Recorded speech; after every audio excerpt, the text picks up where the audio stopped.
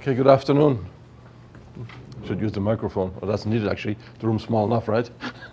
So good afternoon, everybody, and welcome to a session on tools and techniques of project management. As I was just explaining to Professor Fang, this seminar, I was requested to prepare this for the ICC in Berlin. But in Berlin, this will not be a 4-hour session. It will be a 7-hour session. Right, and this is based on a course which I teach at the Sydney Institute of Technology. They asked me to put together a couple of years ago a subject on engineering management, and this is a subset of the whole course. And I run that there for 7 hours a day for 6 weeks.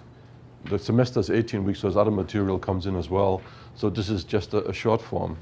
Now, if you're looking at project management, you know, I can't really teach you project management this afternoon. I can just give you an insight and a feel for project management, because there's colleges and universities offering master's degrees in project management, and they vary in length from 12 to 18 months generally.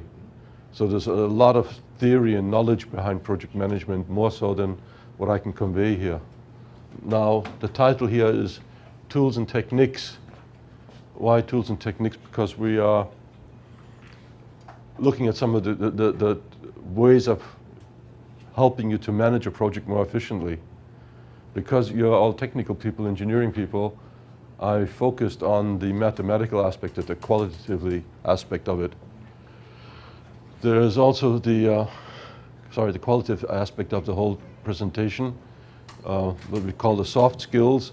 And the first chapter in the handout, which you all hopefully have,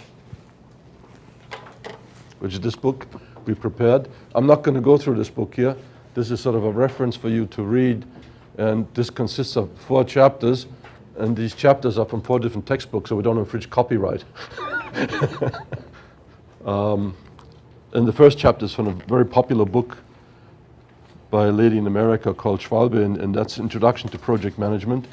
And it's based on IT techniques. But that doesn't matter, the concepts are all the same. No difference, right? So what I'm going to do essentially, we've got to see how to click this here to go through. I'm going to give you an overview of project management, so introduction to it. Then I'm going to look at some of the technical issues like the critical path method. Then we're going to have a break probably at that time. I hope so. Somebody's going to alarm me here at 3 o'clock so we can have coffee, so I can wake you all up again. And after the break, we'll come back and do project evaluation and review technique. And if time permits, project costing. I'm not sure if I can fit the whole material in 4 hours, maybe just sort of give you a short hint. Now, I've asked them to give you some paper because it's going to be a bit hands-on. So you have to do some calculations and do some work, but that should not be a problem. They'll help you keep you awake in between.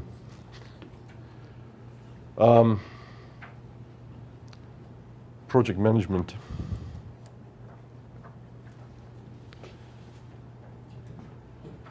If you look at project management, well, what do we really need to evaluate in project management? I put a few topics down. If you look at the first chapter in the book, they've listed about 11 topics. I think there's about 3 which are most important. First one is scope management. Do we meet the specifications of a project? So we define what we want to do. Now in the electronics industry, we sit down and we say we want this product. These are the specifications we want to work. My experience has been in industry, if you work for a company that is successful, you will never meet the target.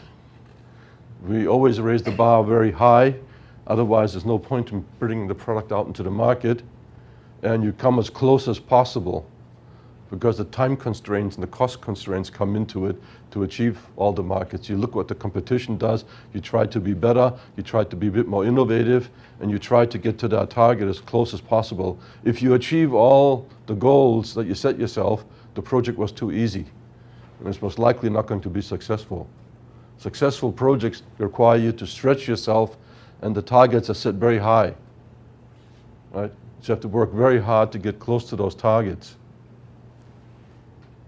The next thing we need to look at is completion time. We need to try and manage our projects to completion time, on time. I think I got these things reversed here on the slide. So time management is very important. We need to sort of make sure that we get very close to what we estimate with the time. And the third item is cost management. This should be in here looking at the cost, that we don't overrun the cost. Sorry, there's an error there. That we keep within the cost of the project, right? So there's three issues for a project. You must meet the specifications, you must meet the cost targets, and you must complete it on time. Now I've got a question for you. In Australia, the government was very proud of a project they completed. It was a civil engineering project. It was estimated to take 3 years. They finished the project 1 year early, right? And they saved $5 million on the project. Was that a good project? Or was it badly managed? The government sold it as, look how well we did. We finished a year early, we finished $5 million below budget, look how well we did. Right? Anybody who understands project management laughed because it's actually a poorly managed project. Why would that be the case if you finish very much early and have a lot of money left over? Think of a government, right? Governments always push for projects. Like if you have roads, there's so many roads to be built and to be improved. And if you put all the money into one project and you finish it early, have money left over, that means you didn't do other projects you could have done, right? So you actually wasted resources. When you allocate money for a project, you cut away money, take away money from other projects. So it means something else doesn't get done. And if you overestimated the money and you finished much earlier, that means you really totally incompetently managed the project. You allow too much slack in the project, right? A good project, for example, slightly overrun, maybe 2 months late, right? Maybe slightly more expensive than estimated, is better managed than a project that just finished much earlier, much below cost. Because you don't have the waste there, right? And nobody expects a project to be completed exactly on the date, because that becomes very difficult, almost impossible to do. Projects run at an approximate date, and you get close to it, to say plus or minus 10% of the estimated time, and then you have a contingency for your budget, let's say another 10 to 20%, depending on the complexity of the project, in case you overrun. And if you fall within those specifications, your project is well managed. That's what people in project management generally agree on. If you are very much late and overspend a lot, that's poorly managed. We all agree on that. But if you're very much early and you underspend, that's also very poorly managed, right? And the reason being, again, as I repeat, because the resources are lost. We could have done other work with that money that we saved, right? The other point I'd like to make here is we have new terminology these days. We say project management and program management. So what's the difference between the two? Project management is doing, let's say, designing a project of one TV receiver. The person in charge of an R&D lab will have multiple projects, multiple products being developed, and he's a program manager. The program is doing multiple things. Project management techniques come from the civil engineering industry, actually. And if you look at what civil engineering is like, and actually don't think there's an electronics engineer, you're never going to get involved in these projects. Because what's happening these days is we're having smart buildings, we're having building automation, security systems. So electronic engineering is sort of more and more aligning with the building industry as well. And a project manager, for example, program manager in the civil engineering area might be a building with 50 floors. The person responsible for that complete building, he's the program manager. People who are responsible for the electrical work, those are project managers. Somebody responsible for the air conditioning is a project manager. Somebody responsible for the sanitation of the building is a project manager. But the person who manages all the different projects is the program manager, right? So we can clearly see there's a difference between them. In the past, we used to say the program manager is a chief engineer and the project manager is an engineering manager, right? But those terms are disappearing these days. We don't talk about, a lot of the labs and companies around the world, they stop using these terms. Nowadays we have CTOs and program managers, project managers, and those are the terminologies that we're working with. I want to quickly move on to the first topology of critical path method. And it's a very powerful and important tool. And actually, if you look at something like MS Project, this is integrated in MS Project. Right? So you often don't have to do it. So why do we bother to explain it? Well, first of all, you're all technical, so you should have no problem in understanding the calculations and how to work things out. And the other thing is, if you understand how to do these calculations and how to prioritize your calculations, what to do, how to interpret the calculations, you can better manage your project. Project management is not about ensuring that the milestones are met. It's like flying an airplane. You have a pilot that sits there, he's bored dead all day because he flies an autopilot. Right? The plane just flies itself. If something goes wrong, that's why he gets paid the big dollars. So he has to respond to it, and the project manager is the same. You sit down, you plan your project. The more experience you have, the more experienced people you have, the more accurately your project is planned, the more smoother it runs. However, things go wrong. You can't get a certain IC, or you're designing a piece of equipment and you say, we're using this IC, it's a key IC for the design. All of a sudden you get a notification from the supplier, we're stopping this IC in 12 months time, last orders now, how many units do you want? Now you're sort of saying, wait a minute, this is just the first development of a series of products. If that IC is not available, the whole series of products goes wrong. So you have to source a new IC, you have to do the evaluations of the IC and all that. All of a sudden your project timescale falls apart. So you have to sit down. This is the project manager's job then, to sit down, to reschedule, to look at these various elements and get the project back in control. You need to look at what your deadlines are. You need to understand the project activities and see where you can increase time, where you can reduce time, where you can add extra resources in to achieve time. Resources are always very tight. What are resources? That's the manpower you have, right? And equipment, because even in very large labs, high-end equipment is not readily available.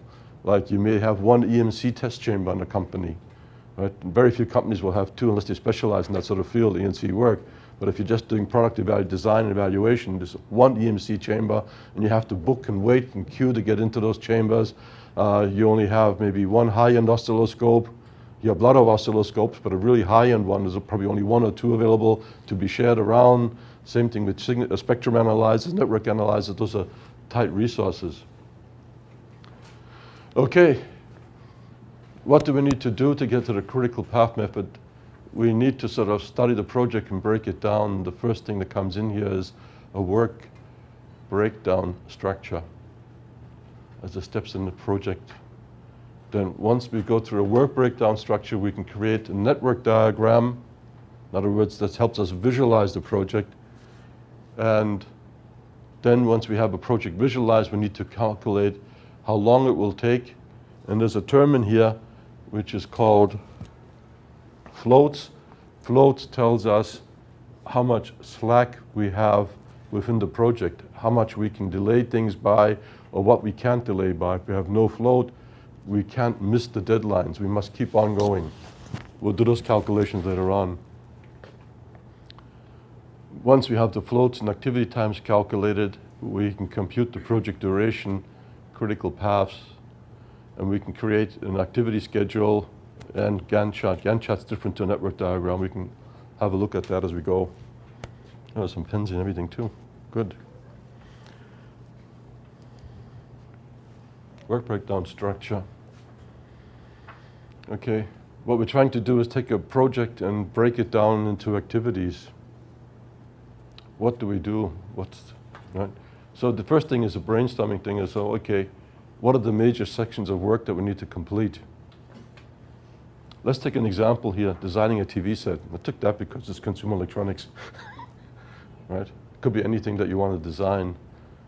So what do we need to design a TV set? What kind of work has to be done? Any ideas? Well, we need to look at the components, the stages in a TV set. You have a power supply, you have a display unit, you have an RF section, right? You have a signal processing section. You know, I don't want to sort of go on and on with it. You have a control section. These are all the electrical stuff. And all this is linked by software. And software is always slow. Right? You always blame the software people in the project. He knows. Right? So all of a sudden you've got a lot of elements you need to look at. And these are not details, these are just the high level steps in the project, right?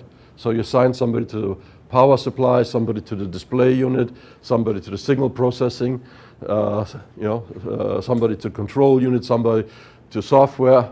Because there's so many sections, probably more than one person doing software, but somebody will take control of the software group, right? But then that's not the end of the project. We forgot the mechanical guys. Somebody's got to design the case where it all fits together, right? And then, nowadays, we can't just sell a box. We need an industrial designer, somebody who's artistic, who can come up with a nice, cool design like the Apple stuff, right? So you need industrial design. And then if you get all those guys together, what happens? They're going to come up with something really strange. So what do you need to do? You need to get a bunch of people who understand how to make those devices. Because if you leave the designers there, they'll sort of come up with some really fancy stuff which nobody can manufacture. So you get production engineering in, and the production engineers tell you, you can't do that, you can't do this, you can't do that. Well, your box is too small, you need to shrink your box. And the industrial designer says, that's impossible. Right? And all of a sudden, you have a lot of these constraints on your design. And one thing I've learned in my experience is, I did some control systems on heavy industry machines like coal mining. And the coal mining machines, the control box is almost as big as these rooms sometimes. And I thought that should not be a problem to fit the electronics in there. But my experience was, no matter how big the equipment and the space given to you, it's always too small. Murphy's Law. Okay? That's one constraint. Then the next constraint with that too is purchasing comes in and says, we can't get these parts have too long lead time, the cost is too high, right? Then the safety people come and say, you can't do this, you can't do that, you need more separation between the tracks, now you need more space, and you haven't got more space. All of a sudden you see there's a lot of activities have to happen. So what we need to do is list the major activities, and sometimes with complex projects, we have a chart for the high-level activities. Power supply design, signal processing design, software design. And then the guy who has the power supply, he'll go away and say, okay, for the power supply, well, what do I need? I need to design the front end, the power factor correction circuit. I need to design the lightning protection circuit. I need to design the transformer. I need to design the secondary side. I need to design the switching circuit. I need to design the control circuit. I need to design the isolation. And it goes on. So there's a whole bunch of activities there that have to be done. He's got to estimate the time for all these activities. All of a sudden you see the whole thing expanding out. So it's not uncommon actually to have a structure where you say, I have one project sheet which covers the high-level activities, and then for each high-level activity, I have another project chart which says, these are the other activities that I have to cover. Right? So you can see it sort of expands out. And the reason we do that is, if we fail to plan, we plan to fail. Right? It's like anything in life. If you don't have a plan or strategy, if you just sort of go in and start your project without a clear vision of when it's supposed to be done, how much money you're allowed to spend, and what you actually have to deliver, you're not going to achieve that. Remember, it's always three things. What do I deliver? How much money do I have? And by when do I have to have it done? When I was in R&D labs, the closer the milestones come, you check your project progress by having milestones. Say, by this date, we're going to achieve these specifications. You start off with a concept, then you go on to the first evaluation of your concept. concept is okay, we move into the actual prototype designs. You do your first design, then you find out all the mistakes you have in the design, and then you go back to we fix up all your problems, go to the next. Typically in TVs we used to have 3 steps of design evaluation before we could release the product to production.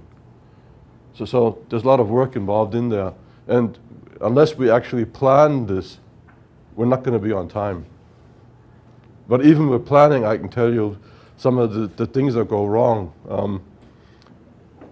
Simple things, you have 2 printed circuit boards, you want to interconnect them with cables. 90% of the time, the engineers talk to each other, will try to get the connectors right, but guarantee you the first time round, one guy will count from left to right, 1 to 10, the other guy will count right to left. And so when you plug it in, it goes boom, because your supplies and your grounds are connected together. Right? So we need to plan.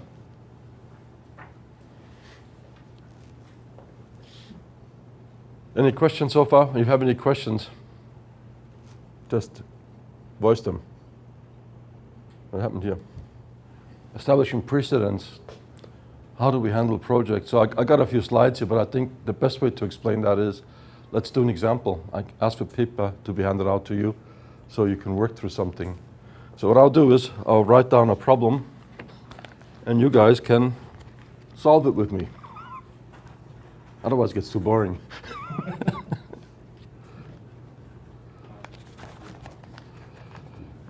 We'll assume that we have decided what the activities are that we want to work on, right? So we'll say, okay, we have activities A, B, C, D, E, F, G, H.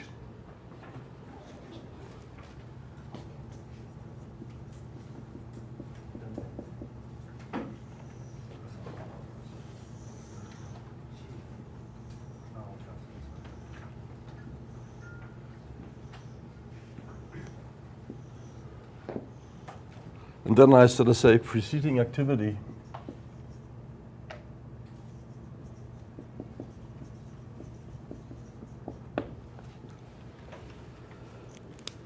Now this is simple now because I've given you your A, B, C, D, E, F, right? So you know what it is. But what you need to really do in real life, you don't say it's activity A, B, C, D. You sort of say it's power supply, whatever it is. And then you need to sort of decide, what do I need to do before I can go to the next step, right? But even so, with the examples that we're doing here, we'll say there's nothing before activity A. It can happen anytime. Nothing before B. Nothing before C. But D needs activity A and B. E needs activity B and C. F has C and D. A has activity E and A and E, and this here has E, F, and G.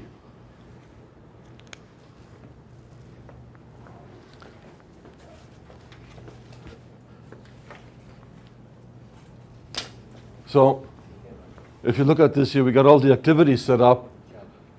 We decided, for example, a power supply can be designed independently of the signal processing because they don't need each other. You need them to work together afterwards, but the design stage you can start anything you want.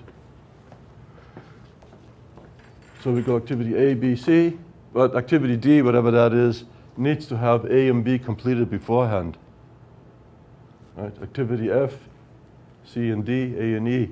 And so when you're doing your project, after you have an idea of what you want to do, you need to bring it into order and decide what steps am I going to work on? How does it all interact? So that's establishing the activity precedence. Any questions to that? Straightforward, right? What's the next step? Duration. We haven't got that, so let's leave that for the moment. Once I have this information here, I can start drawing up a chart I can start to visualize it, because if I look at this here, sort of say activity A, B, C, D, E, F, G, H, it's nice, I can see the steps involved, but I can't see the interrelationships, right? For example, how does this here, E, F, G, relate to B and C? Can you see that? Can you visualize that? You can sit down, you can think it through, but it's not as easy. So, you know, old Chinese saying, picture says 1,000 words, yeah? But in that case, I would start by activity B. You start B, yeah? Because D and E, they are independent. The only relation is B. Yeah, D and E, they have B, but we need to sort of come up and sort of interrelate them, right?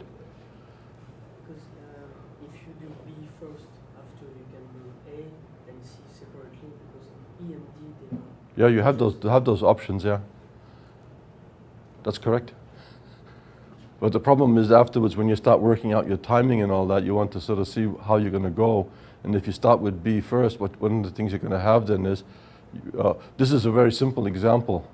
When the project gets more complex, and if you start with what the commonality is over here, and you neglect those, you come in with these afterwards, you'll find it's going to be difficult to backtrack and to calculate your timing, which we're going to develop this model as we go through. Have you all written that down? Yeah? Next step then. Can you guys all see that from this side? Maybe a bit far away. Yep. I'm going to work on that side because there's not enough space. I think those people will have trouble seeing it over here. What we want to do is, I'm going to jump a few slides here. I'm not going to go about the timing first. I'm going to start here with a series of activities, and the way I'm going to do that is, in your book, there's a number of different ways of doing this, right? How to draw the diagram, but it doesn't matter because it comes out to the same result at the end of the day. What I'm going to say here is, I've got activity A, B, and C, but nothing happens before them. So I'm going to go A,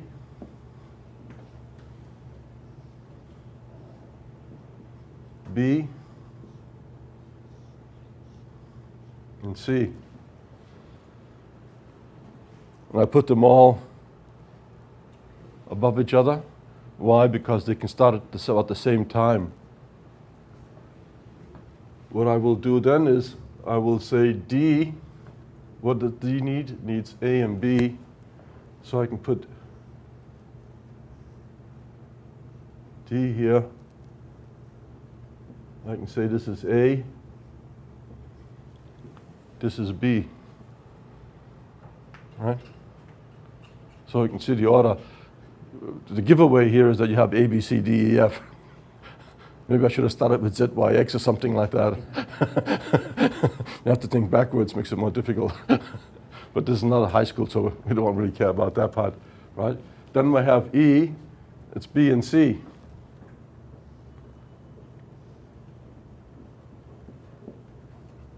So I can probably go down here like that.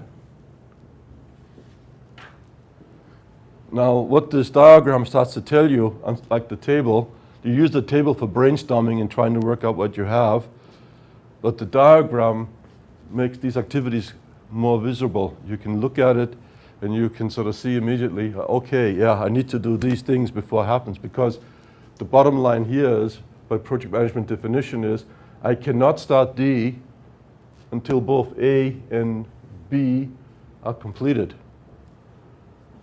right? Same thing with E. I don't care about A, but if B and C are not completed, I cannot start E. From an electronics point of view, you might say, rubbish. I can design my IF amplifier, you know, irresponsibly if the power supply works or not. But the final evaluation has to be done with the design power supply, right? So it has to happen. But I think for a civil engineering example, it's easier to understand. If this is the roof, I can't build the roof of a house. Well, I can build it, but I can't put it into the construction side until the foundations are completed, right?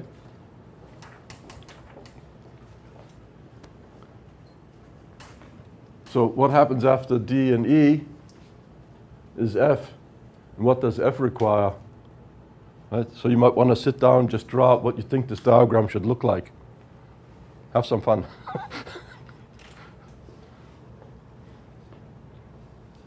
That's why you all got sheets of paper, I hope, that you can sort of sit down and scribble on.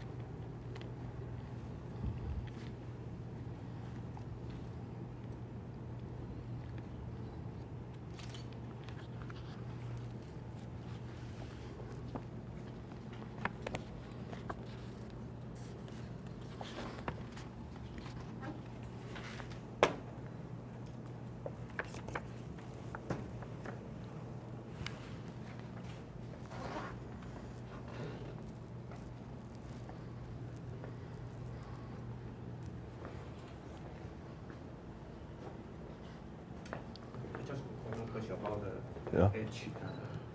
Because the E always should be finished earlier G, but G also EG seems to be duplicate. I don't think so. Let me see. G needs A and Z to go in, but H needs G, F, and E. We see that when we draw it out. I mean, I know what you're sort of saying is, yeah. if G has been finished, Yeah, which means E should has been finished yeah, earlier. yeah. So which I mean. Yeah, but H is a separate block.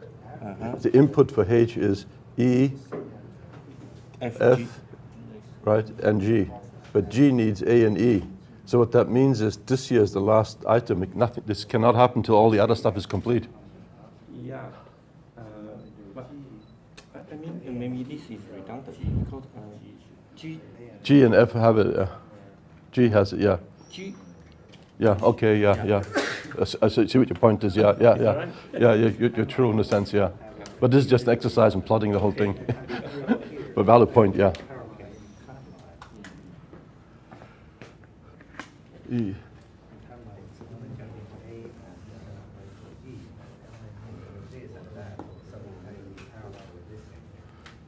F. F, C, D.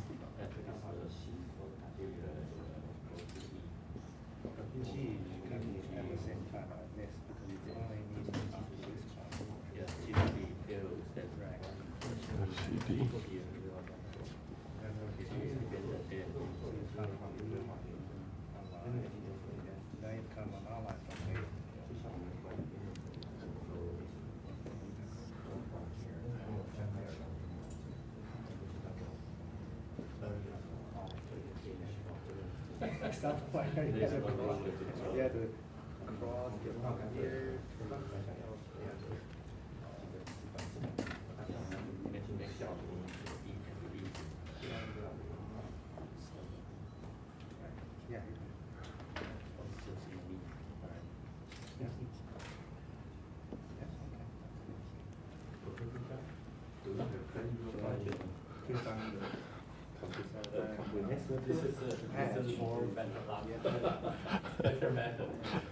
Okay, you should have something similar to that in effect, right? What was pointed out before, if we have H, where is it? E, I didn't put E. Yeah, E is a prerequisite to G, so since G comes in, it doesn't matter. It's true it's a redundant one in a sense, but it's a good charting exercise. Right, so we have a chart here all of a sudden with these elements. You can leave E off if you want in the last one. But one of the important things here is, and I think the educational part here is this here, if you leave E in, you cannot start H until G and F are completed, even though E is finished early. So you can't say, I'm going to start this activity now because E is done. You cannot start until actually G and F are completed. That's the message that comes across from that diagram. Now this is something else. This is a simple diagram, and it goes from A to H. Where's the beginning? Pun? C? Okay, C is a good starting point. See, now this is quite trivial. You can say, obviously, in our Western culture, we go from left to right, and we say somewhere here on the left side, it has to be the beginning, right? In a simple diagram like this is actually not a problem. But if you're working on a big project, a complex project, let's say a satellite system, right? You can imagine how many parts are in a satellite communication system. It's a systems design. All of a sudden you have a high-level diagram which has a start and a finish, and each block in a high-level diagram has a start and a finish, right? Because each block here can have maybe 100 activities, right? Or can consist of maybe 20 or 30 projects. And when that's the case, one of the problems you have is you don't know where your starts and your ends are.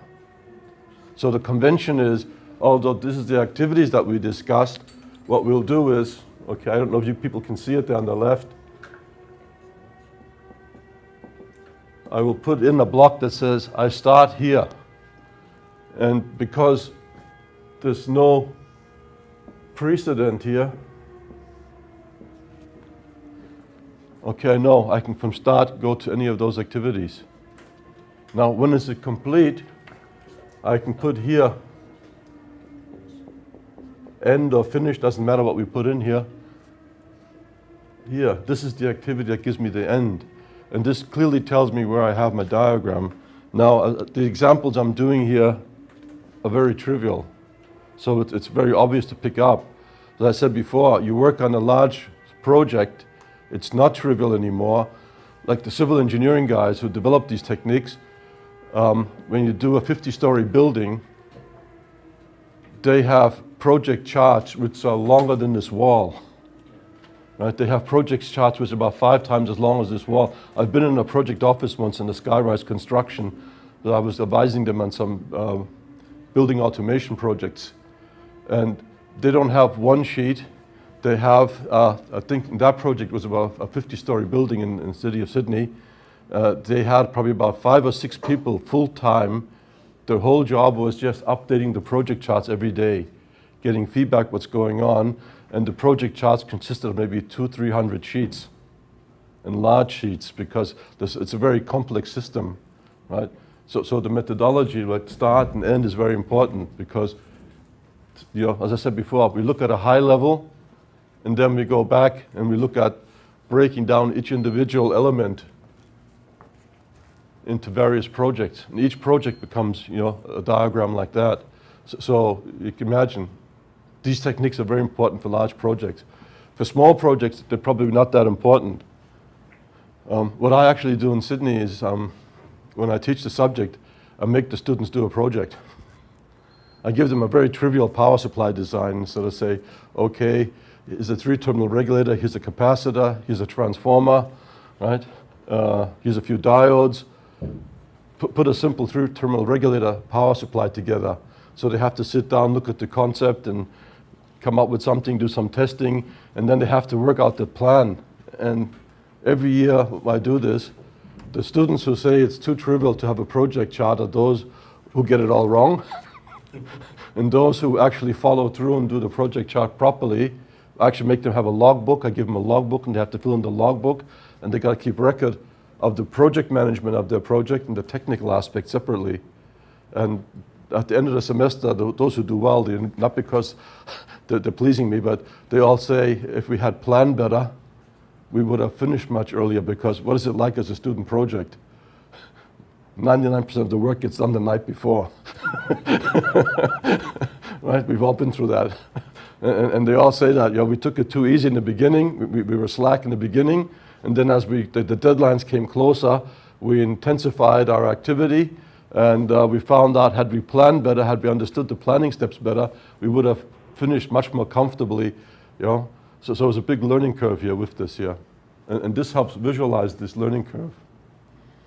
So any questions to this apart from the Ieee? Now, one of the things we don't have here at this stage is timing. This is what the next slide here is, estimating activity duration. Now, how do we estimate activity durations? Well, if you have experience and you've done certain jobs quite regularly, it's quite simple. You sort of say, well, if I design this here, it will take me so long. I have to go through evaluation of it and get components, all the paperwork done. It's maybe 5 days to get this particular part done. The other part takes 10 days or 2 days. By experience, you know roughly what it is if you have a lot of experience. If you don't have experience, it becomes difficult because you're just making guesstimates, say, oh, well, I don't think it's going to be that problematic and so on. You know, so young engineers inevitably always fall short in time to think they can do it faster than is possible because experience is missing, not because they're silly or anything like that.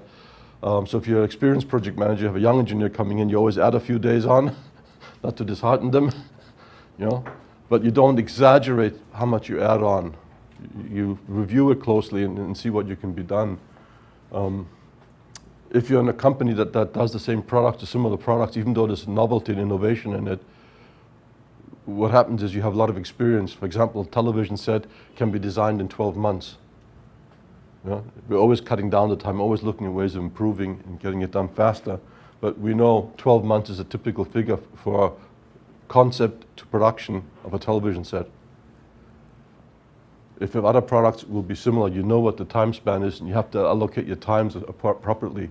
Now, with this here, one of the things we need to do is keep track of the times. How do I know? Remember one of the things I said in the beginning? 3 things to keep up. The specification, we need to design a spec. We need to have it on time. We need to control the cost. So now the issue is, how do I fit time into this diagram? Right? So time needs to be added. Well, we say estimating activity durations. And some of the things that we're looking at is, what's the earliest time I can start something?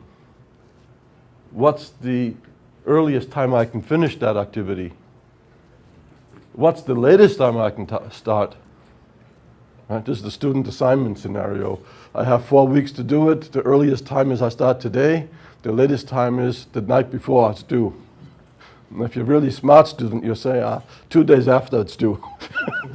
So I can talk my way out of this. Right? What's the latest finish time? Okay, so we need to add that. And so how do we work with that? Well, one of the things we do is, besides the activity, now in real life, if you were designing power supplies, you put words in there which have a meaning to you. You might put abbreviations in, but power supply is a long word, right? Takes too much space. So you might just say PSU. But you have, whatever you put in these boxes should have meaning to you. You can, in a project chart, if you use Microsoft Project, there's space for you to write it out and put the abbreviation in as well. But then you need to put some numbers in.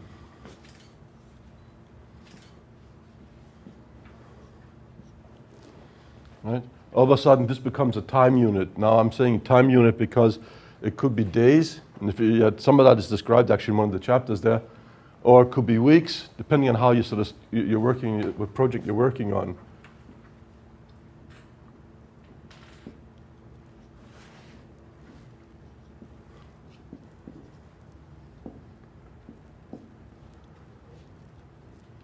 Now all of a sudden we have, let's say it's days, just for argument's sake, doesn't really matter what it is, days, weeks, months, not years.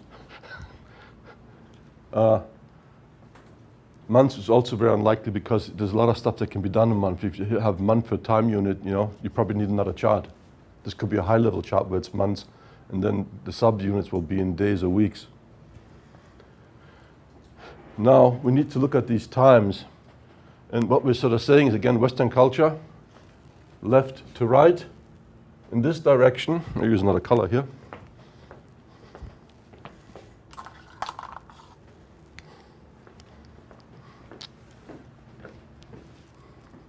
And I will say,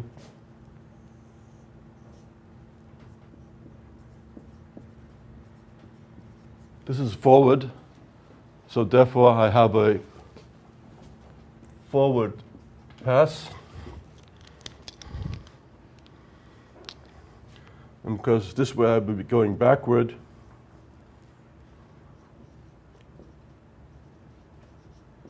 I say, well, that's a backward pass. So we know the directions first. And if I go forward, well, if I start here, when is the start? By definition, start is just an artificial entry. So I'll say start is 0, but what I need to do is establish my times. So what I'll do in here is I'll put in the top the earliest start time, over here the earliest finish time, over here I will have my latest start time, and this is my latest finish time, right? And how do I work that out? Well, I know this is 2 units, so I say the earliest start time is actually 0, right? So this here as well, we put earliest times in the top and latest times in the bottom, and because it's start, the earliest start time is 0, and start finishes at earliest at 0. But we put the numbers in just to be consistent and keep us aware of it. The latest is 0 as well. So start has 0, 0, 0 in the box. Finish or end doesn't have 0. Now, I start at 0, that's the earliest start time. It will take 2 units, so 0 plus 2 is 2. I start at 0 plus 4. That's my earliest times I can work with, right? I go to the next box, D. I need B and A in there. So what's the earliest time I can start here? I've got one that finishes at 2, one that finishes at 4. Remember before we said I can't start D until A and B are finished. So the earliest I can start is 4. It takes 3 units. That's 7. Right? So have a go for the rest of them, see how you go with them. It should be, you wouldn't need a calculator for this, right?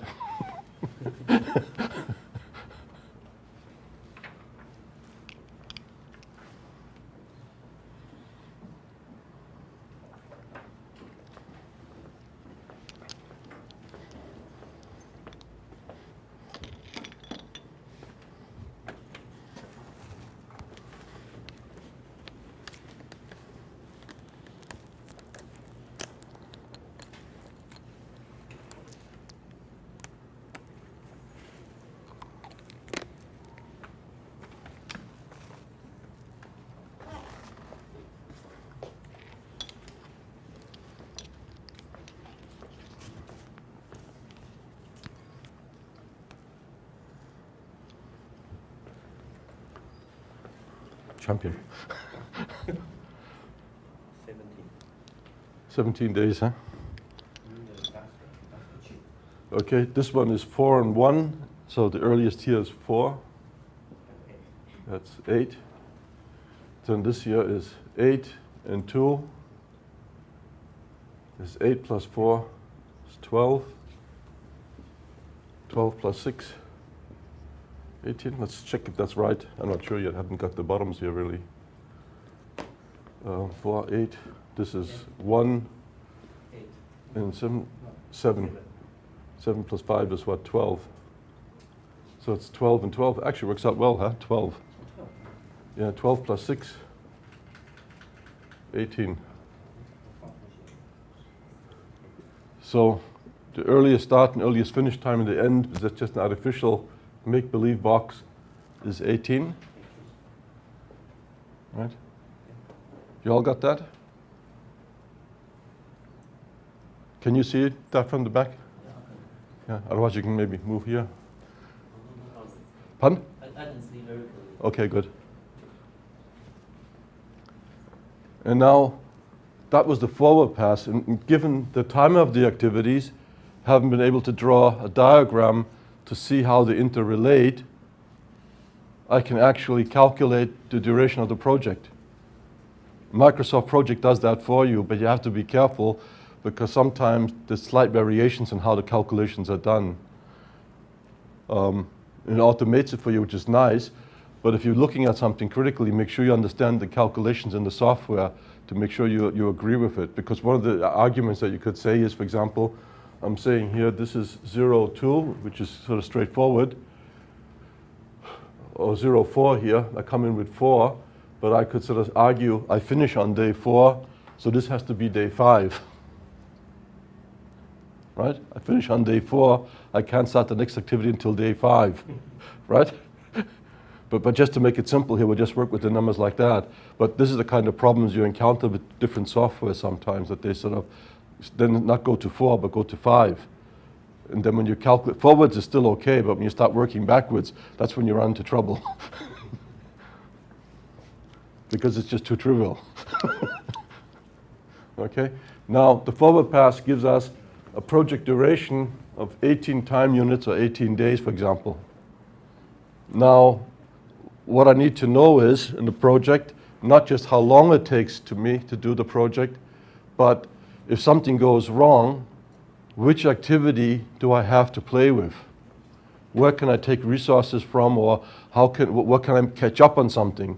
You know, what's the slack in the project? Where do I have opportunities to make up time lost or something like that?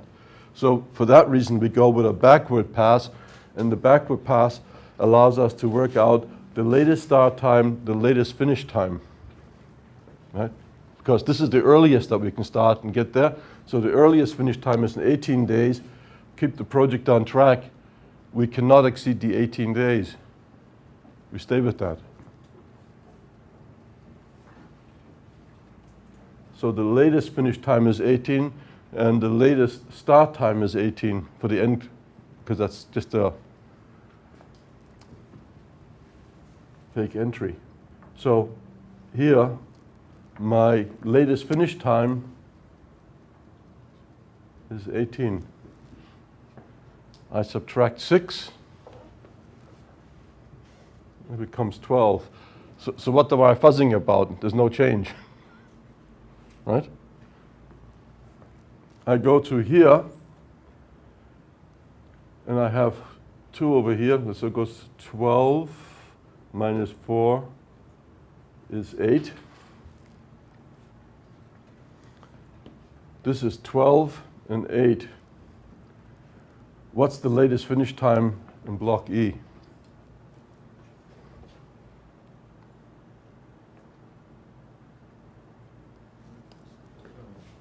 This here, the latest finish time, latest start time is 8. The latest start time is 12.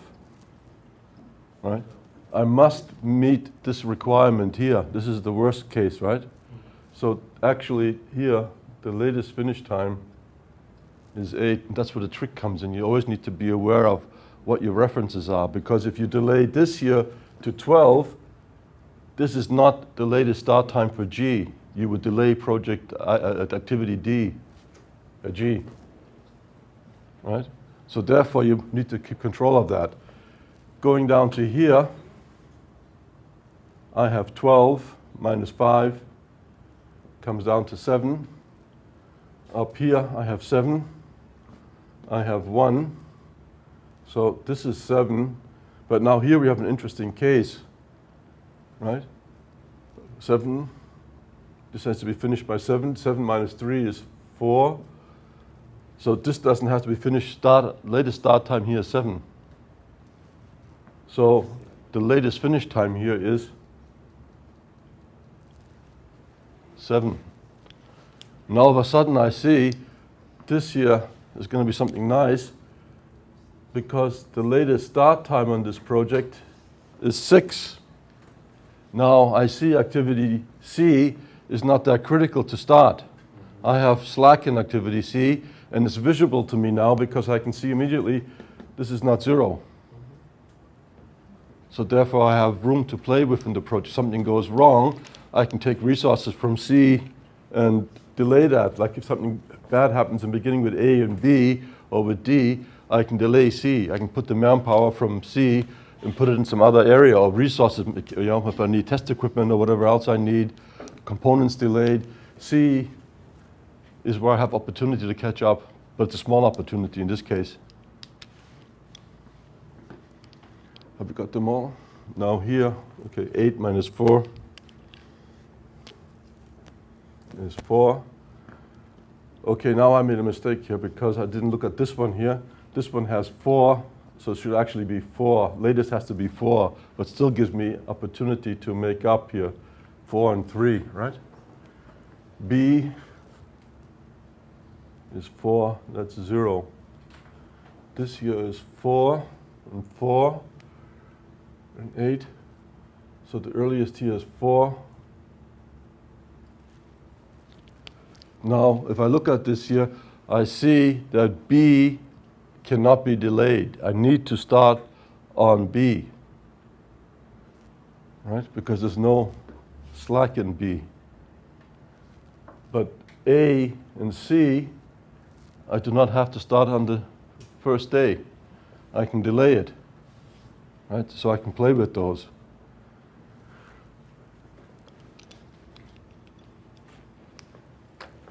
I've jumped a few slides here. When you look to the PowerPoint, it gives you some explanation for what to do.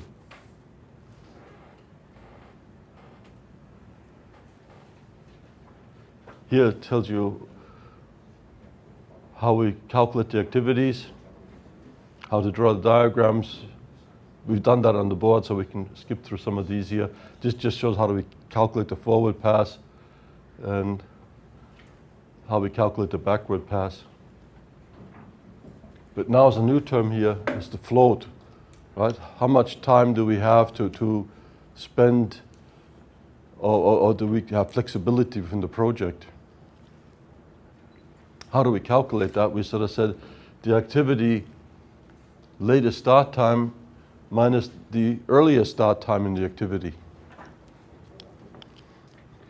So let's start here. Earliest start time minus latest start time, right? Latest start time minus earliest, so this minus this. So it's 2 minus 0 is 2, right? And this is what we call a total float. Similar here, 0 minus 0 is 0.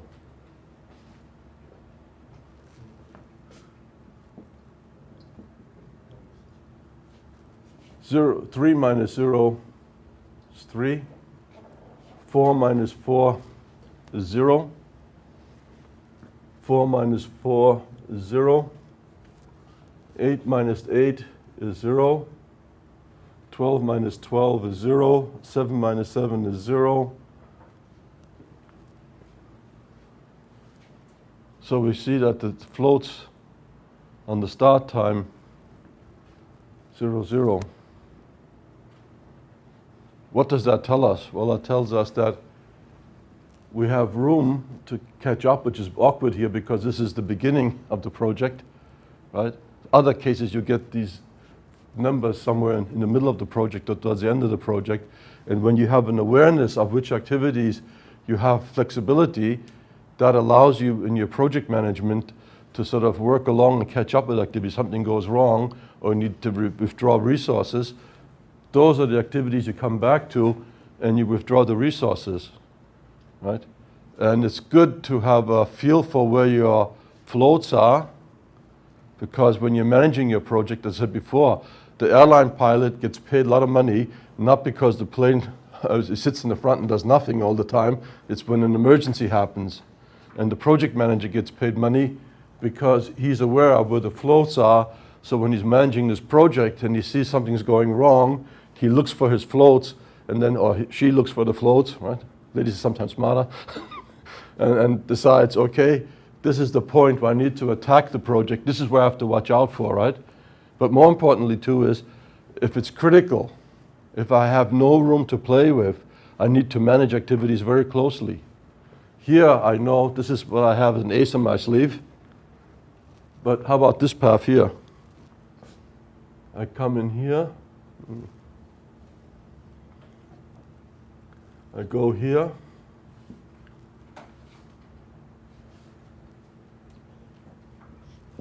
I have no slack in that path. I have no slack in this path, and I have no slack well, I have a bit of slack here, but these are my critical paths. And this is what the project manager gets paid the big money for, that he watches out for those paths. He makes sure that they're all on time. Anything goes wrong, you don't sit back and wait for something to go wrong. You anticipate, you watch out what people are doing. You're always a step ahead of what the guys are doing in the project. So you know, because this project, this element is critical, right? One of the management saying is you sit back and you have a meeting instead of say, give me the bad news first. But if you're a project manager these days, when you're a tight schedule, you don't wait for the bad news. You go out, you see what's happening, and you make sure that you know before the people come to tell you that they're wrong here, something's gone wrong, that you have that up your sleeve so you know, so you can take action. And then you sit down and then you work on a corrective action plan.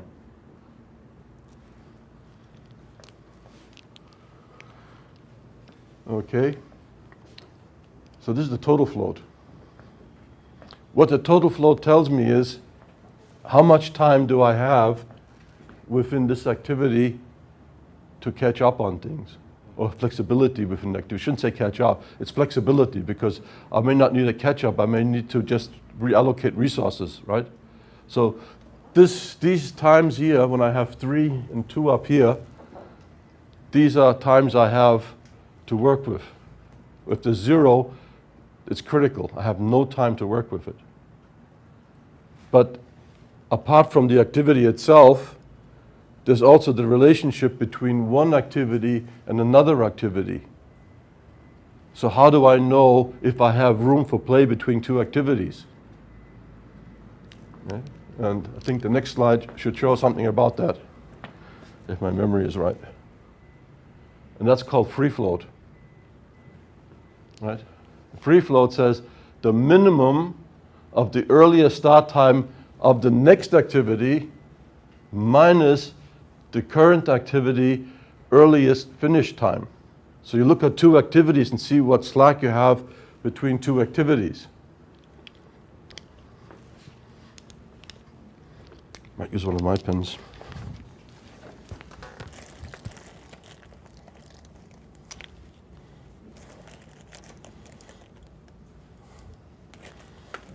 I just got an extra color. Okay, now let's do an example. I said here activity earliest finish time, this is 2. And the earliest start time here is 8.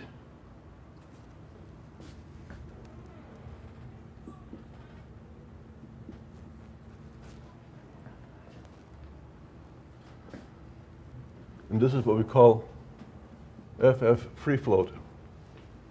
So between those 2 activities, I have, and the adjacent activities, these are adjacent activities as well. There's 6 to play with, right? Between these 2 here, wait a minute, then I've got one here, 4 minus 2 is 2. Now if I have 6 and 2, I have to go for the minimum, right? It says here, the minimum EST. So my free float actually becomes 2, because it's this one here, which is the min. This one here is the max. So between the activities that follow D and G, I have 2 days to play with.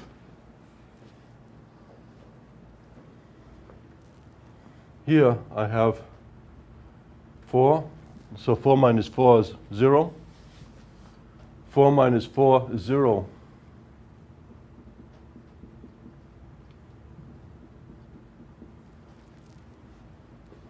So you can see that's a very critical connection between those 2. Whilst over here, between activities, I have room for maneuvering. Similar over here, I have 1, 4 minus 1, and 4 minus 7. We take the minimum value 4.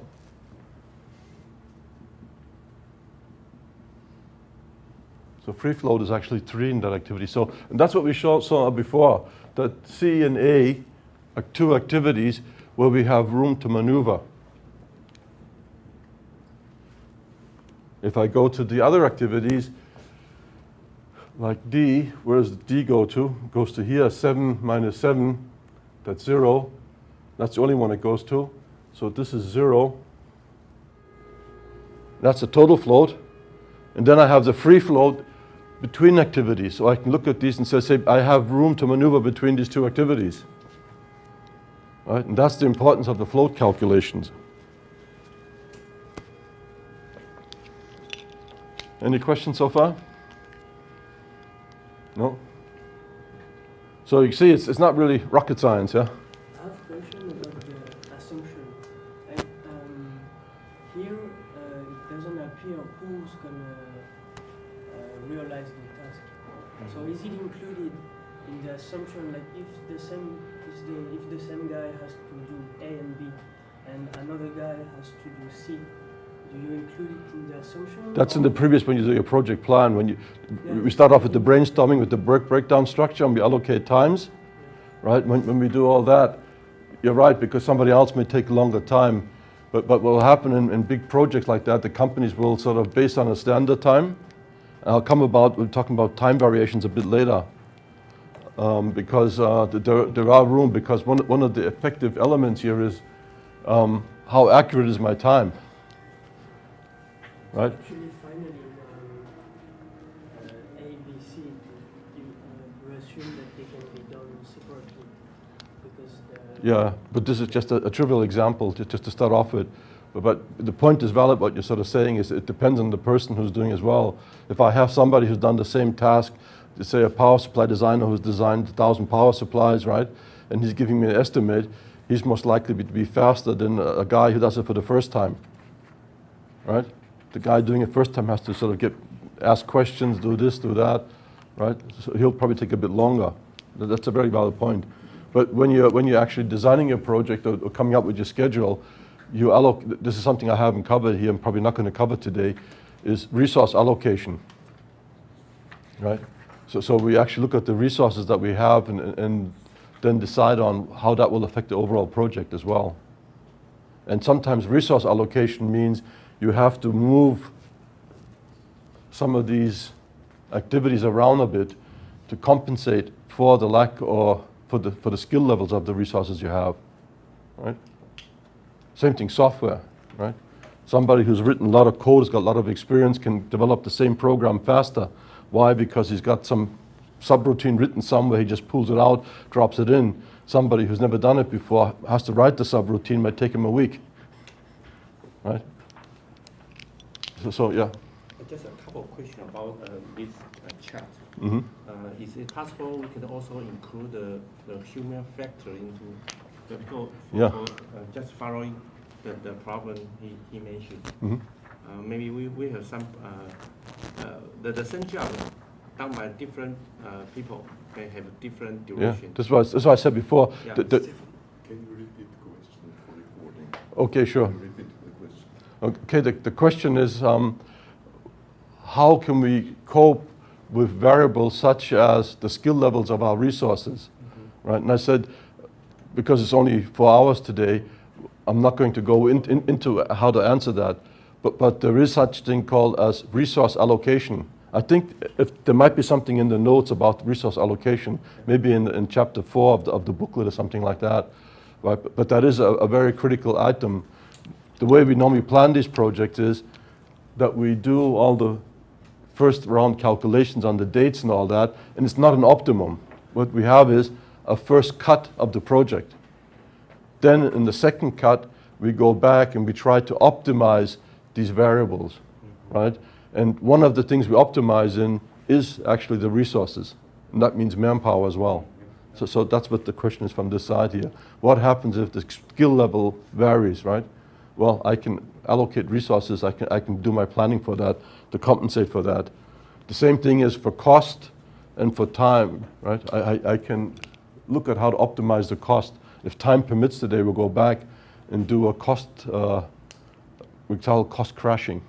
I put some notes on costing, which is, we're not going to get to that level of discussion today, right? But yeah, very valid point.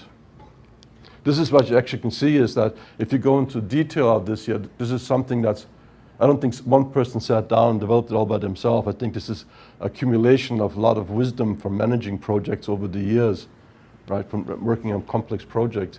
And it's actually not complex, it's reasonably simple things to do, but you have to systematically apply these skills to get the best result, right? And what I'm focusing on this afternoon's presentation is how to calculate these things. But Stefan, you were trying to put the best resource on the FF equal to 0 plus. So you do, because those are critical. That's right, yeah. Okay, the question was again, where do I put my best resources? And yes, it's the critical paths. But also, there's two ways of looking at that. I can put my best resources in for the critical path, or I make sure I have adequate time allowed for the critical path to make sure that it actually won't become a stumbling block in the project. See, one of the problems you have is, where's the critical path? When you start your project, you know some things are difficult. Maybe you have some resource which has skill limits, right? But you don't really know the critical path until you've done the first run of forward and backward pass. It's only when you've completed the first round of backward pass that you become aware of the constraints in the project. And then after we've done this here and we're happy with our first numbers that we get here, then we go to our next step, which is resource allocation. Look at resource, and then we look at optimizing it, right? So it's an iterative process.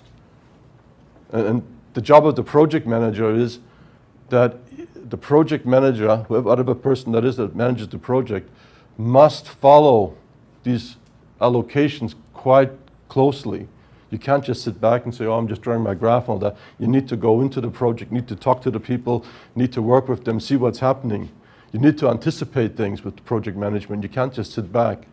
And these are tools to help you highlight where you need to look. Right? There's only a tool. That's why the topic is tools. Okay. Shall we do another example? Just everybody has a chance to do it on their own.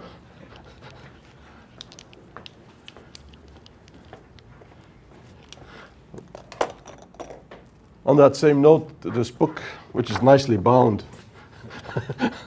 the guys here did a real good job. So this is the job I do, and look at this, how nice it is.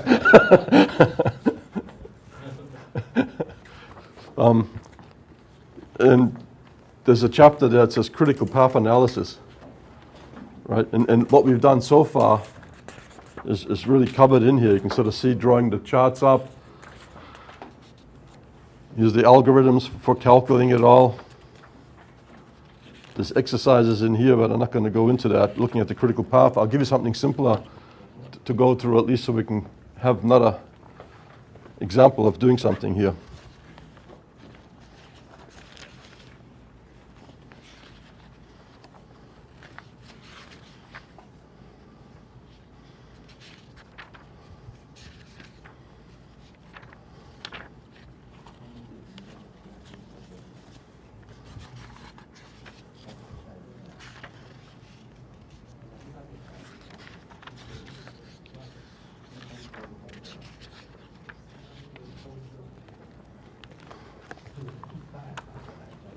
So I'll rub this here off, and then I'll put up a table for you all that then you can work out a diagram.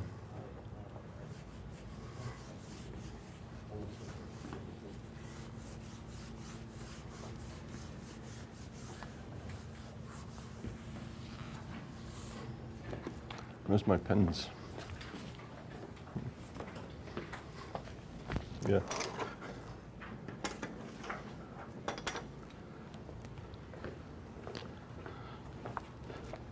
So we go here with activity.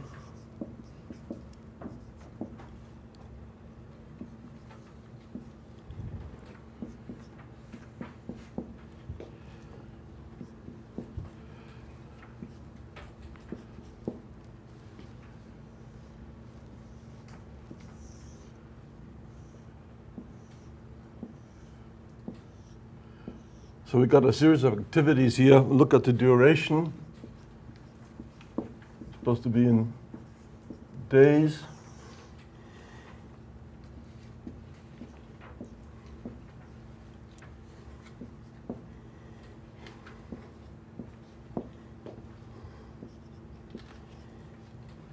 than the predecessors.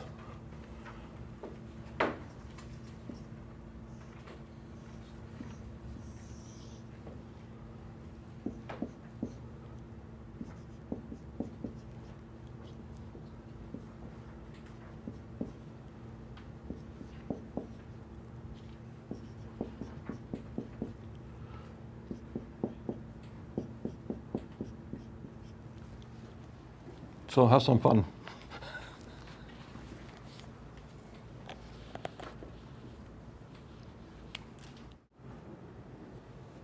First, draw the network diagram, then do your calculations, your forward passes, your backward passes, total floats, free floats.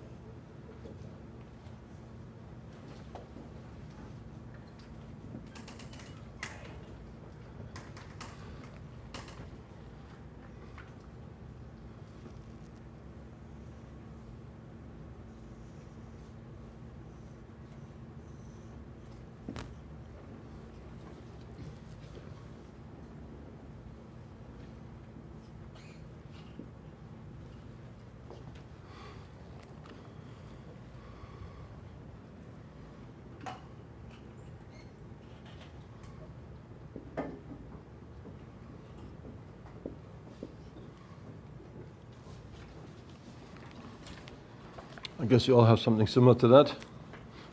Yeah. Right. Any volunteer for the numbers? Just the forward pass. That's the easy one.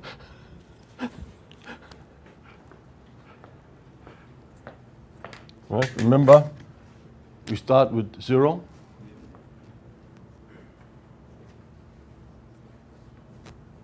Everything in start is 0.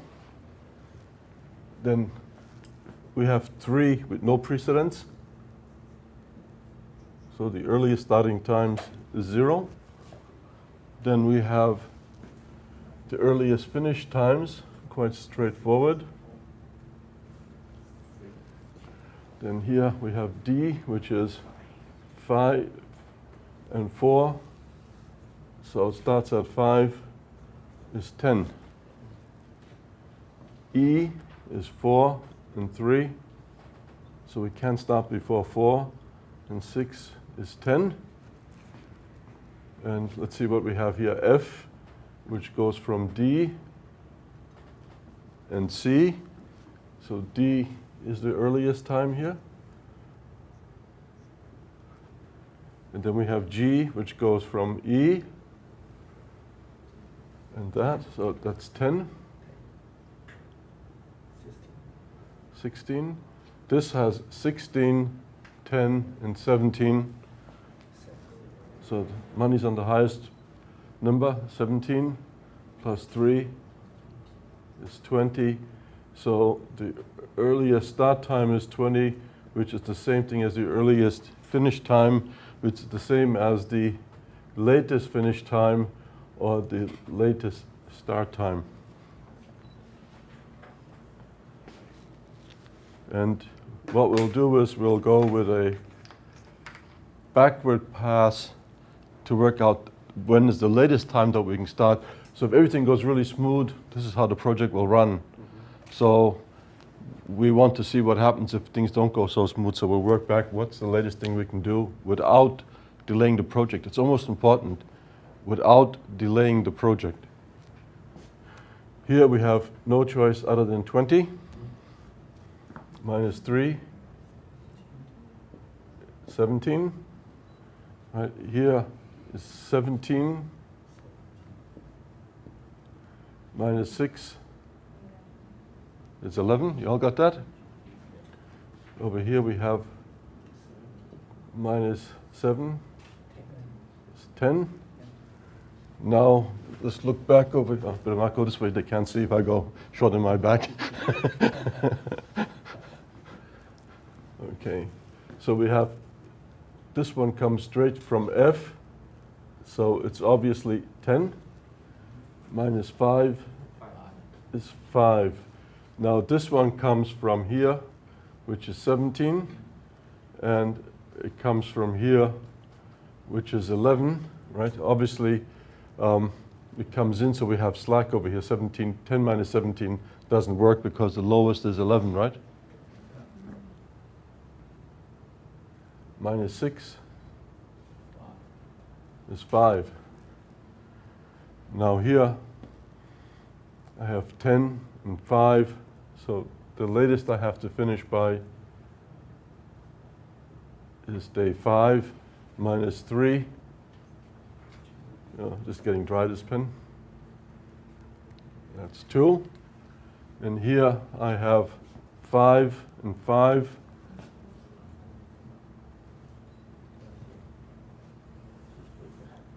Minus 4 is 1.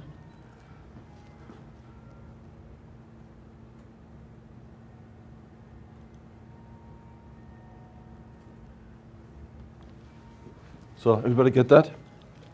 Did I make any mistakes? Okay. Floats. Anybody got round to all the floats? Okay. Let's look at the total floats, the easiest, right? 0 minus 0, 0. I got 1. I've got 2 here. Right? That's 0. That's 1. 0. That's 1. It's 0. Right? So that's the easy one. Now we look at the free float. Free float is the minimum of what comes after that activity. So let's look at this one here. What comes after it? We have 2. We have D and F. Well, here we have 10 and 5, right? So 5 minus 5, 0. So this is FF, and this is TF. 5 and 4, minimum is 4. 0. Here we have 4 and 10. Well, 4 is the minimum, right? So it gives me 1. I have 10 and there's nothing else after that. 10 minus 10 is 0. Here I have 17, but I also have 10. The minimum is 10, so therefore it's another 0. Here I only have 1 that comes afterwards. 17 minus 17 is 0. 16 minus 17 is 1. Now 20 minus 20 is really 0. But that's self-explanatory. It has to be 0, right? It was the last one. So once we've got these floats calculated in, the floats then help us identify the critical path. And the critical path means that's the time. If I lose any time on the critical path, the project is delayed. And that's why project managers get the big bucks, to make sure the critical path runs accordingly. There's no way to make up losses in the critical path. So 0, 0, 0, 0. So we have a critical path that goes from here, here, here. We can't afford any delay between A, D, F, H. We have 1 and 2 here, so anything with B and C included is not a critical path. I have slack in it. Look at the other A. A goes down to G, but G is not 0, right? So it's not a critical path. So we can say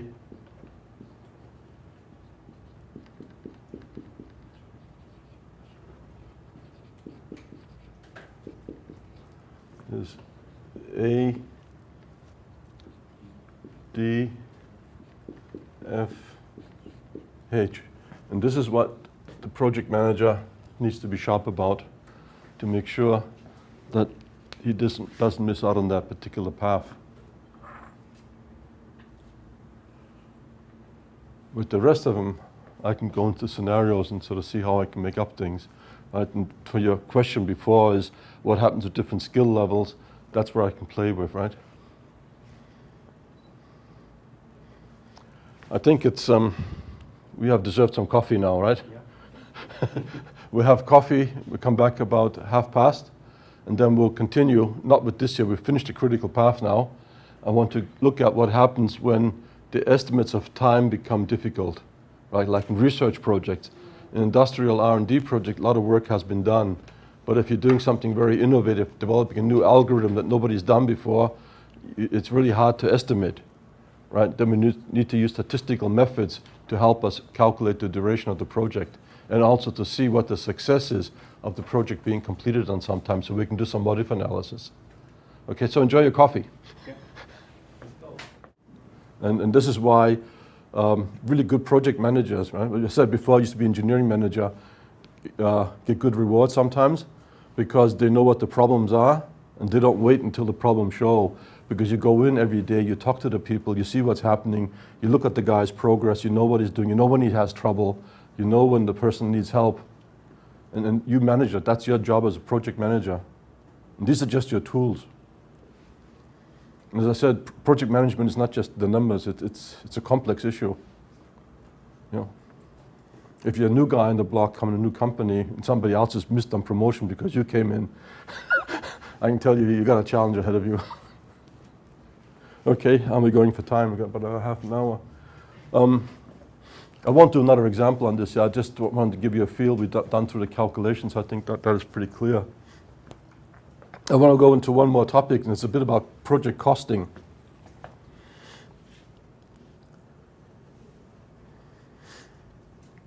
So that's the third critical factor, right? We need time, specifications, and then comes project costs. Well, for a large project, we need to know cash flow. If you're in a startup company or something like that, how much money do I have? When do I need to pay people? Things like that. Very small companies have one. I was in Singapore. I worked once, and one of the guys joined our Philips team, and he said, "Philips is an amazing company. They pay me every month on time."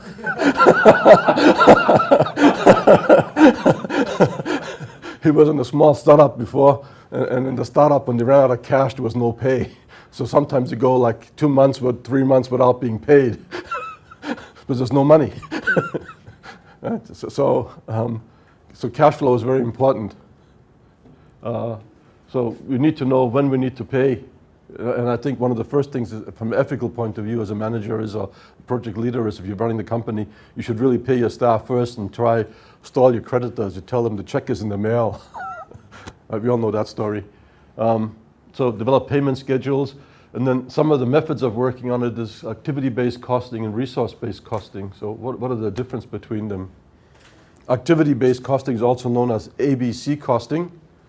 And what that is, it's an accounting system where people look at and sort of say, what resources do I invest into the project and how much time do they take, right? If I buy software development tools or have engineers on board, like I hire some software engineers, for example, for a software project, and all of a sudden I don't need one of the guys, should I charge his time, right? I might put him on another project.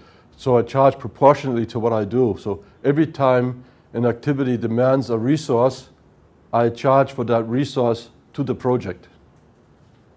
If that resource is not used on the project, I don't charge it to the project. Resource-based costing is opposite to that. What you do in resource-based costing is you say, well, I've got these resources, I got this team of engineers sitting here, and no matter what, I got to pay them. I got to pay for the rent for the lab. I got the overheads, the insurances, and all whatever I need there. I've got to pay for that. That cost is fixed. So if I allocate these resources, it's a fixed cost for me for this particular project, right? And so I may have costs that were not being used, resources not being used. For example, I have 6 programmers, so I have an extra room for them, extra bench set up, an extra PC set up, and then one of them leaves and I sort of say, well, the project is going quite well, I really don't need that extra guy. I still have the PC there, I still have the space used there. Some of the costs are gone that I'm paying his wages, but other costs don't, the fixed costs don't move away. So resource-based costing says this is how much I allocate to the project, it's fixed. Activity-based, I only calculate the cost to the project which I'm actually using. So in large companies, you can shift the resources, you can allocate the costs, right? Example, EMI chamber. You have a chamber to do your EMI testing. Project A uses it 20% of the time. 20% of the cost of using that chamber goes to project A. The other 80% goes to whatever else is being used, right? If it's idle, it's not being utilized. At the end of the month, whoever's in charge of the whole team looks at it and says, okay, this resource is only being utilized to such a percentage, right? So there's pros and cons for both of these here. The big disadvantage of activity-based costing actually is the time it takes to track the costs. You need to set up an accounting system, and it's difficult, it's not easy. So a lot of companies don't go for activity-based costing because it takes up a lot of resources to set up and to continue with. So resource-based costing is just, I have a big black box, I throw all the numbers in, I don't worry about the rest. But my costing is not accurate, right? Activity-based costing is more accurate. So that brings us into another point, is project optimization and costs. And there's a term called cost crashing.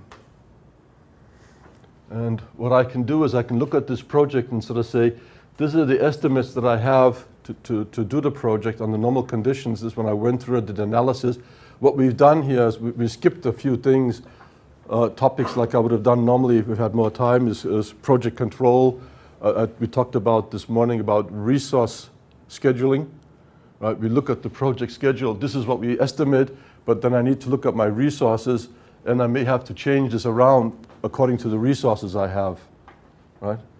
So just be aware of that. There's just not enough time here to go into that. And with that in mind, one of the things I can actually do is I can go back after I sort of have the project and do a last round optimization based on financial considerations.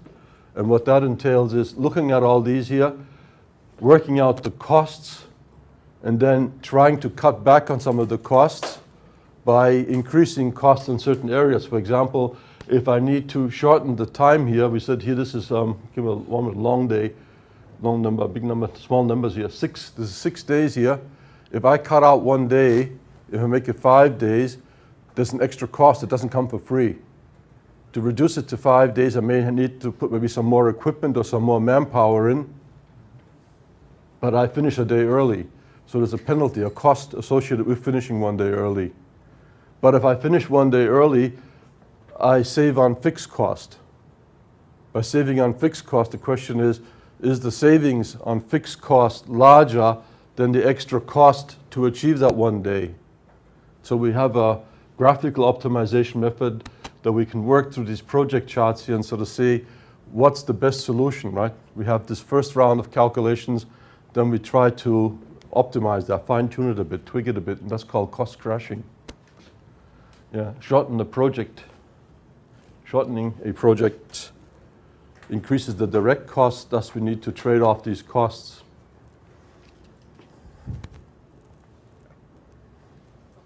Here's some terms that are associated with cost crashing.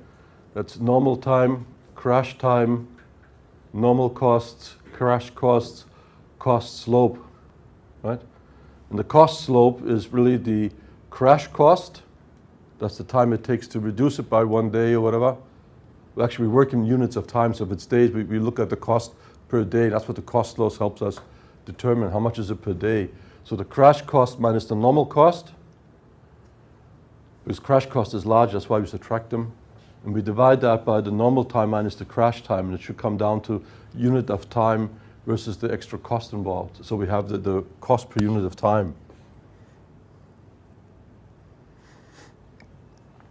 These are the steps involved, and I think rather than show you the steps, let's work through an example together, and that illustrates the cost crashing method.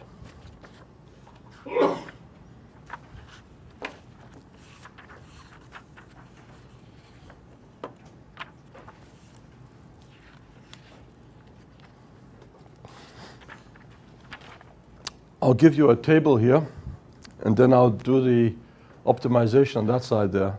I think we want to see that better. Is there any questions so far about the costing that I mentioned so far? Anybody still awake? Yeah, one person said yes.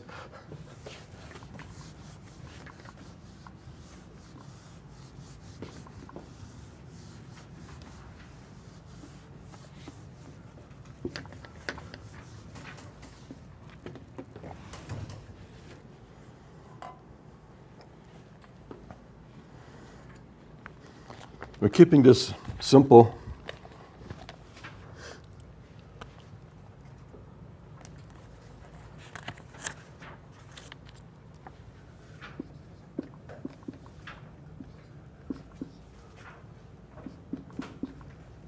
That's the activity.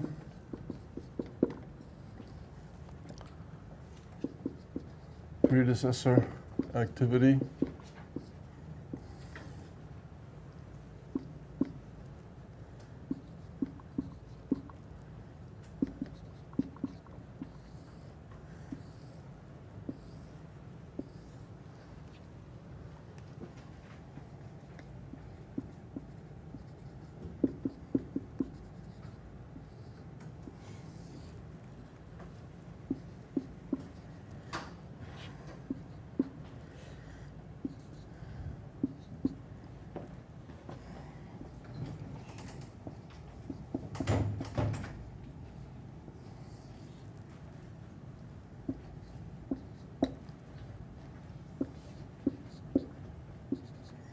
So this is the crash time that we can have for the activities.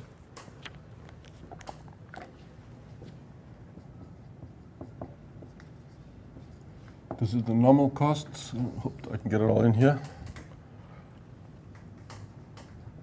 Crash costs. I'll put this over here. Cost slope.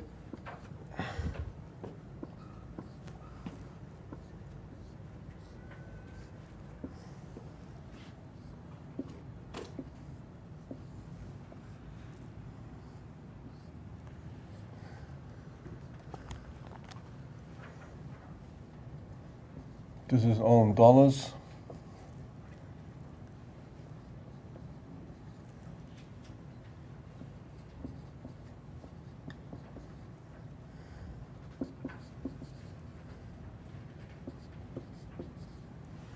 This is not in the notes this year. The notes have other financial stuff which is quite useful, cost evaluation, money evaluation type things.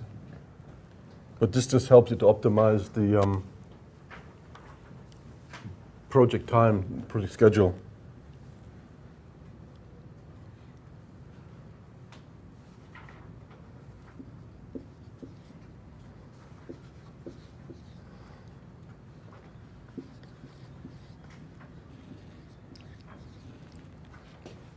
So now, the equation that we had before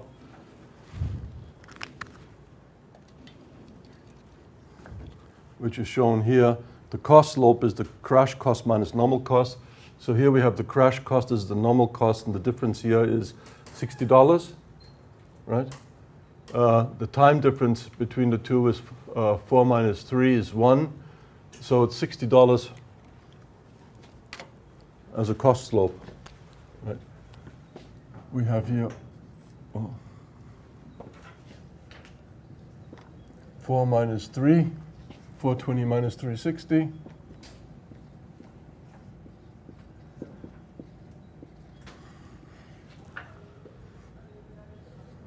That's the other way around.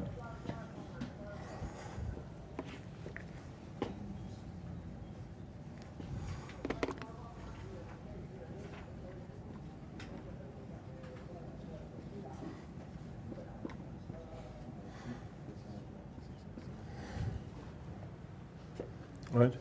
So if you work through all these here, the results you should get is 70, 50, 40, 1, 2, 3, 4, yeah. $80 for your cost slope, right? And this tells you if I reduced the project duration by 1 day, right? Trade-offs, the benefits. Indirect costs for the projects are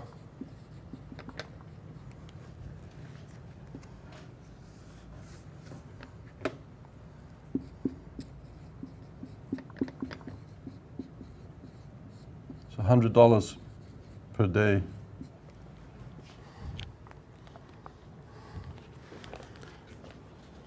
So if I were to draw that up,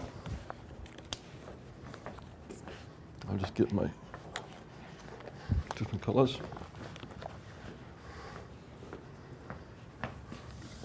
So I'll draw out the project chart for you, and I'll just run it through. The time is sort of getting away from us.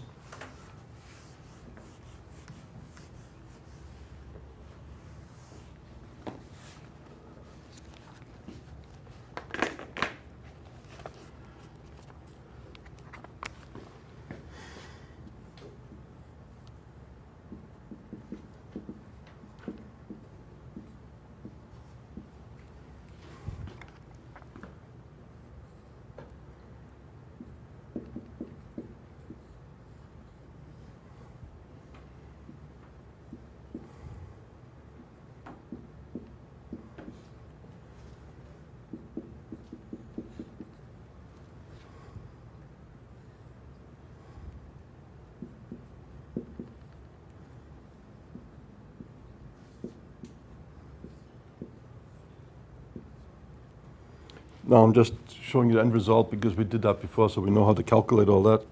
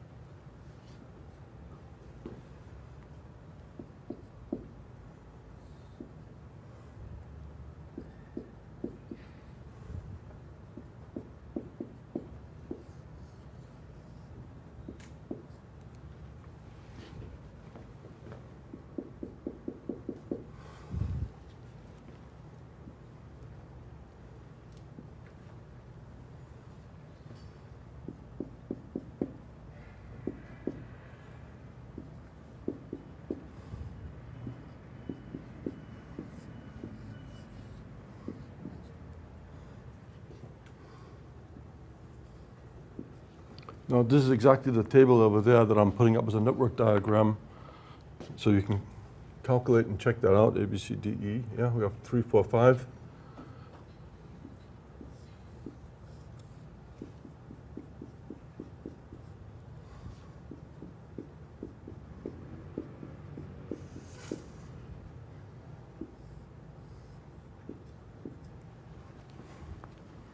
So the question is, which item do I crash? Well, to answer that question, I need to first of all work out what is the critical path, right? Why is that important? Because if I crash anything else other than the critical path, it doesn't make sense, because the critical path is the minimum project duration. So if I crash something not critical, I'm not achieving anything in reducing the project time.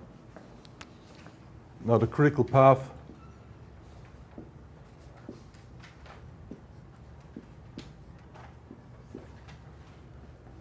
is A, C, E. So I have any one of those three to crash.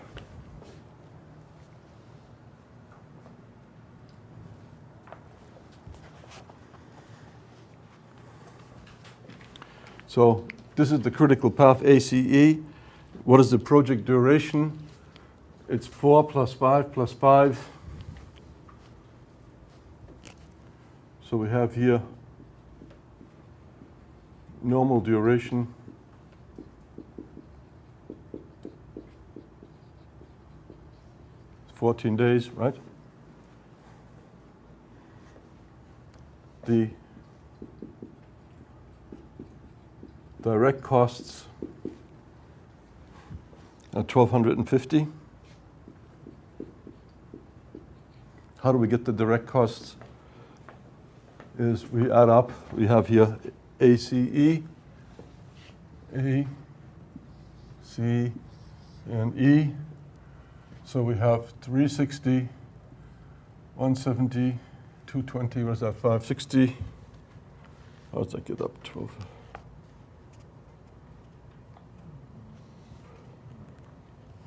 Okay, 14 days, 1,400. Indirect costs, we have 14 days.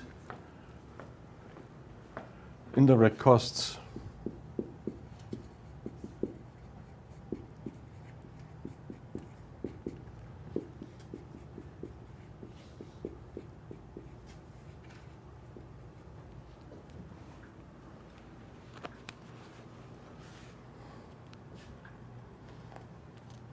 So the total cost is the sum of these two costs.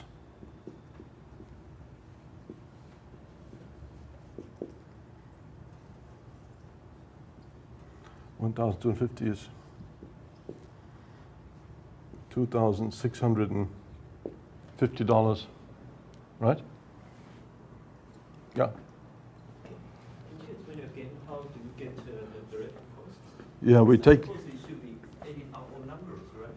Because the total cost is 1,250, which is. Oh yeah. That's all the things. Yeah. Okay. But we're looking particularly at the critical paths. That's why I pointed them out. Okay. That's where we're going to make changes in the cost. Right. So why we calculate this at the moment in the normal situation is because what we're doing here is we are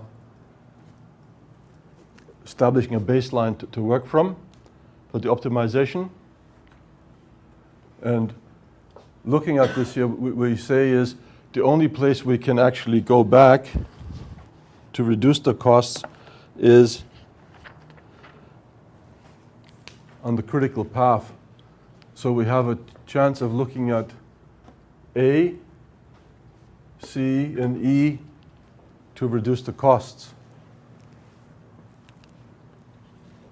Now, which is the best way of reducing the cost?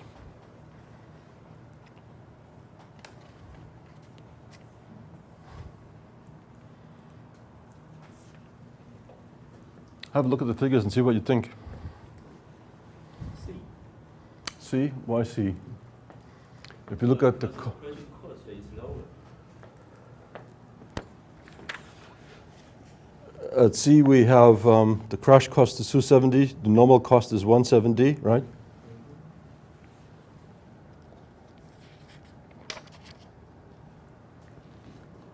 So the options have, if we reduce one cost, reduce C by 1 day, it costs us $50 per day, right?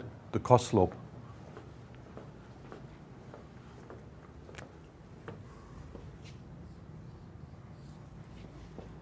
If I reduce A, I save $60 per day. E is $80 per day. That's the cost slope. If I reduce by 1 day, the project duration is 13 days. And I get direct costs of $1,300, indirect costs of $1,300, right? And total costs of $2,600. So actually, the answer is we reduce C,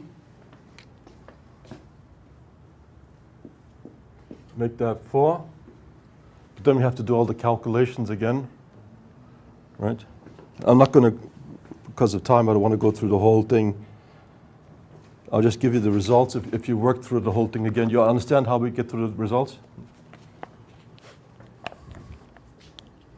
Maybe I should rewrite those numbers for you.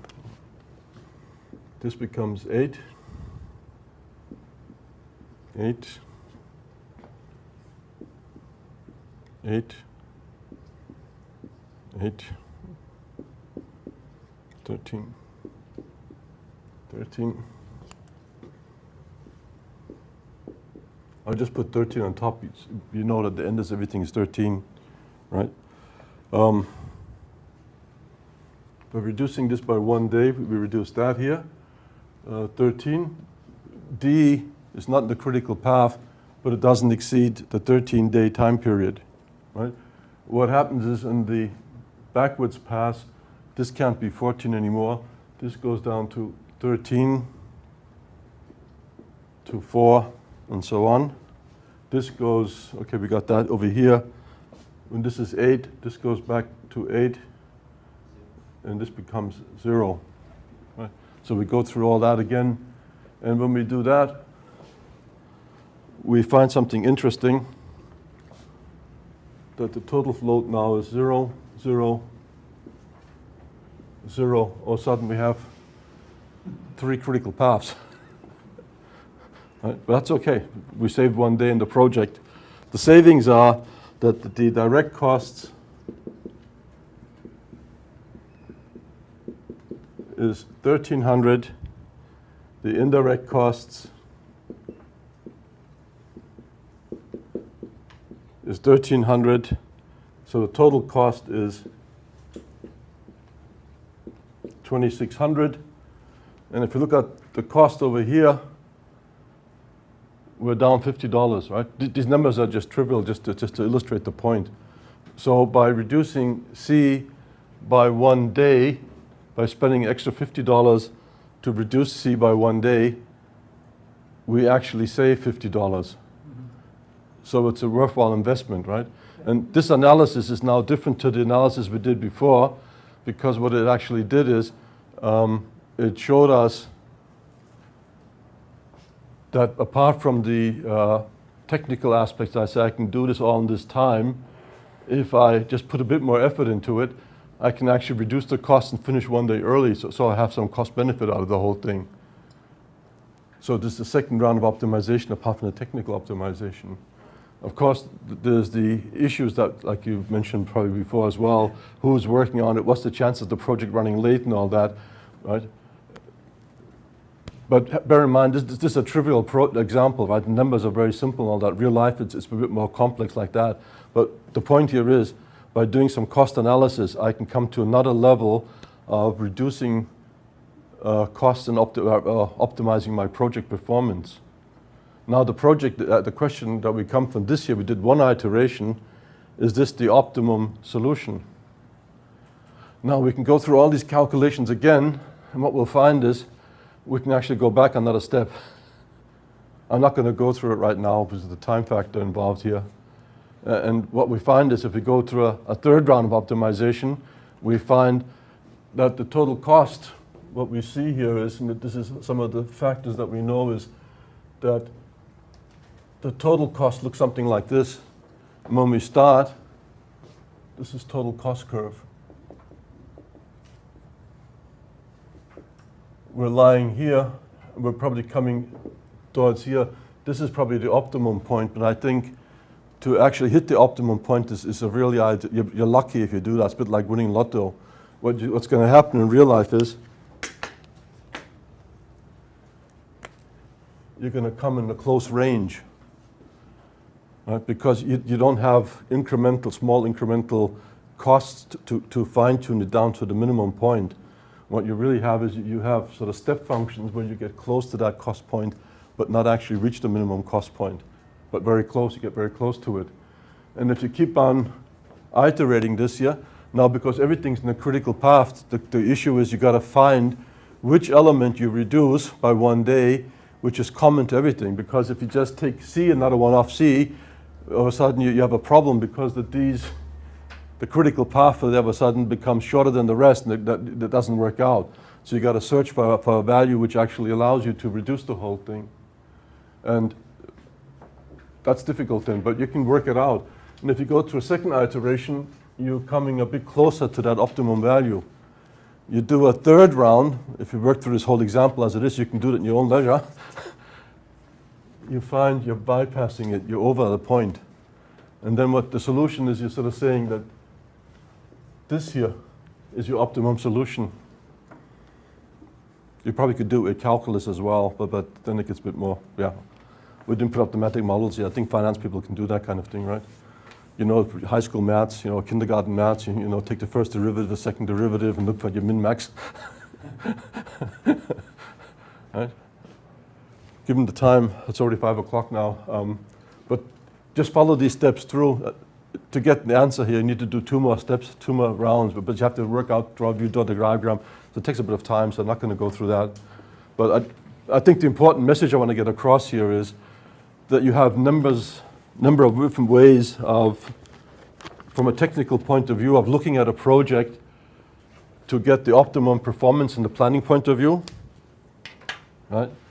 We looked at how to plan the project, how to draw the network diagrams, how to calculate the project durations, how to get it a reasonable result with the timing, because remember the 3 critical factors for project: time, specification, and cost. Then we looked at the perf chart. If there's uncertainties in the estimates of the times, we can use statistical methods to improve the timing, right? One thing I mentioned but haven't shown is resource scheduling, which is some critical path in here as well, which is critical to the whole project planning and management. I didn't put it in the books either, because I didn't want to overload the book, you know. Maybe I should have put it in for next round. And then the last item is we look at the cost, and this is one way of reducing the cost, managing the cost of a project, right? So if you can put all this together, you know, the aim this afternoon wasn't to make you an expert. That doesn't happen in 4 hours. Give you a feel for what you can do. You can go out and do some further reading, some further study, or enroll in a course somewhere where you've spent more time. I do a short form version of this at the Sydney Institute, and I do this 7 hours a week for 6 weeks out of an 18-week course, right? And I did this in 4 hours today. So it was just the key points, you know. But in class, I'll be honest, I do more exercises with the students so they can get more through. But what I found is a lot of the project books don't go into great detail of what I showed you today. I've got some books and I got some chapters out and I put it in the handout, which are the technical aspects, which shows you how to calculate things. But if you go to a bookshop and look at 10 project books, they'd be very vague if they discuss any of this at all. The majority of books don't cover this. And another method too that I didn't mention is, it's a famous, comes from the British Defense Department, is a project management technique called PRINCE. Yeah. And the PRINCE technique is a bit bureaucratic because you're talking about military, you want everything documented and so on. So if you really want to make a career in project management, you find you can't get a job as an electronics engineer make sure that you read up on prints, because that's going to be one of the things they're going to ask you about, understand prints methodologies. And they might you say, yes, I have a big cart full of paper. Okay, so that's the conclusion then, yeah. Thank you all. I will give this to you. Thank you. We have our executive committee.